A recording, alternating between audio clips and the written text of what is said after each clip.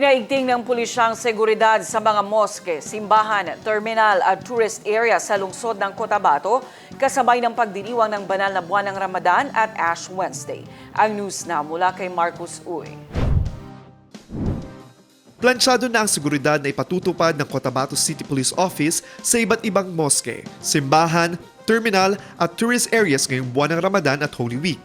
Ito ang kinumpirma ni Police Lieutenant Rochelle Evangelista, Public Information Officer ng Cotabato City Police Office. Ang CTPO rin po, sir, ay meron po tayong tinatawag kasi pong Salam Police Center Unit. No?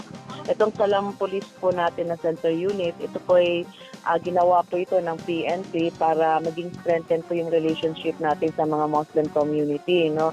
Ito po yung magpo-provide rin po ng support during the celebration po ng ating Holy Ramadan. As we want to inform the public, sir, na kami po rin ay nakikisa since meron po rin sa aming mga kasamahan na mga Muslim brothers and sisters, no?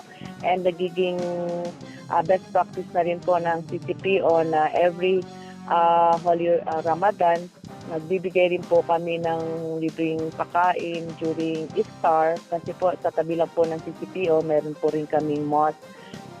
Dagdag pa niya, magiging mahigpit at mas istrikto ang pagpapatupad ng checkpoints at police patrols sa iba't ibang bahagi ng lungsod upang maiwasan ang anumang banta sa seguridad at maprotektahan ang mga residente laban sa mga mapagsamantala. Alam po namin, ito po'y part sa ating kapayapaan at maging malasakit po sa kapwa natin. No? Bilang inyong kapulisan po, kami po ay nakahanda upang tiyakin na bawat kaligtasan po ng ating mamamayan at inyong seguridad po, kayo po ay makakaasa po sa inyong mga kapulisan. Ano? And hinikayat po namin ang lahat na makipagtulungan lang po tayo sa ipapatupad po ng seguridad ng ating CTPNP at sa mga kapulisan sa pangkalahatan po.